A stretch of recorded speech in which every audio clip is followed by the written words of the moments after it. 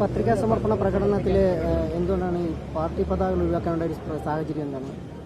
അല്ല, തെരഞ്ഞെടുപ്പ് കമ്മീഷന്റെ വ്യക്തമായിട്ടുള്ള നിർദ്ദേശം പതാകകൾ ഒഴിവാക്കണം എന്നാണ് ഞാൻ മനസ്സിലാക്കുന്നത്. കഴിഞ്ഞ പ്രാവശ്യവും ഞങ്ങൾ പതാകകൾ ഉപയോഗിച്ചിരുന്നില്ല എന്നാണ് എൻ്റെ വിശ്വാസം. ഇത് ഔപചാരികമായി ഒരു പരിപാടി പാർട്ടി ഓഫീസിൽ നിന്ന് ഇവിടെ വന്ന് നാമനിർദ്ദേശ പത്രിക സമർപ്പിക്കുന്ന ഒരു ചടങ്ങാണ്. നിങ്ങൾക്ക് തന്നെ അറിയാം, കളക്ടറേറ്റിനകത്ത് പോലും അവർ കയറാൻ, അല്ലാതെ വേറെ അതിനൊരു ഉദ്ദേശവുമില്ല.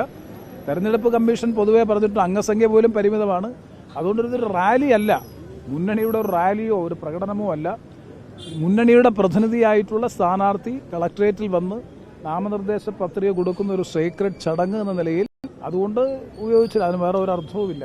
ഒരു സംസ്ഥാനത്തിന്റെ മുഖ്യമന്ത്രിക്ക് ഇത്രയും ഈ തരത്തിൽ പറയാനും പ്രതികരിക്കാനും എന്തൊരു നിലവാര തകർച്ചയാണ് സത്യത്തിൽ മുഖ്യമന്ത്രിയുടെ പരാമർശങ്ങളിൽ വരുന്നത്.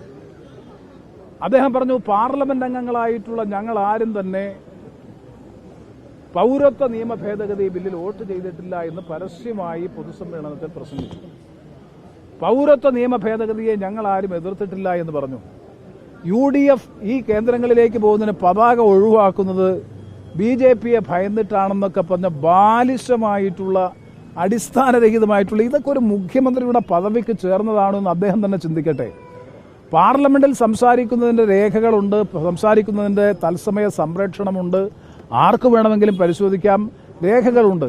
ഇതൊക്കെ കൺമുന്നിൽ ഉണ്ടായിരിക്കെ സംസ്ഥാനത്തിന്റെ ഒരു മുഖ്യമന്ത്രി ഇത്തരത്തിലുള്ള പരാമർശങ്ങൾ നടത്തി ജനമനസ്സുകളെ ആശയക്കുഴപ്പത്തിലാക്കാൻ അദ്ദേഹം വഹിക്കുന്ന പദവിക്ക് ചേർന്നതല്ല അദ്ദേഹത്തിന്റെ പല പ്രതികരണം. കല്ലുവെച്ച പച്ചക്കള്ളം, ഒരു തരത്തിലുള്ള സങ്കോചവും കൂടാതെ പരസ്യമായി വിളിച്ചു പറയുന്ന ഒരു മുഖ്യമന്ത്രി എന്ന വിശേഷണത്തിന് ഇദ്ദേഹം അർഹനാണ്.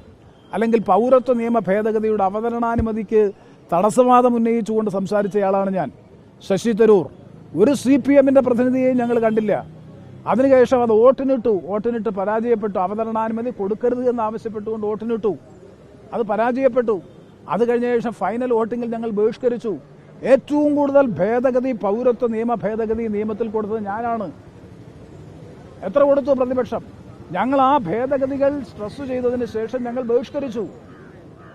അതിന് കൊടുത്ത ഒരു പരിപ്രേക്ഷ്യം, അതിന് കൊടുത്തൊരു വ്യാഖ്യാനം ജനങ്ങളെ തെറ്റിദ്ധരിപ്പിക്കാൻ കളവായി പൗരത്വ നിയമ ഭേദഗതിയെ ഞങ്ങൾ എതിർത്തില്ല എന്നും ആ നിലയിലൊക്കെ ഒരു സംസ്ഥാനത്തിന്റെ മുഖ്യമന്ത്രി ഇപ്പോൾ UDF പതാക, ഞങ്ങൾ ഒരു പ്രത്യേക തീരുമാനവും ഞങ്ങളെ ആരും അറിയിച്ചില്ല.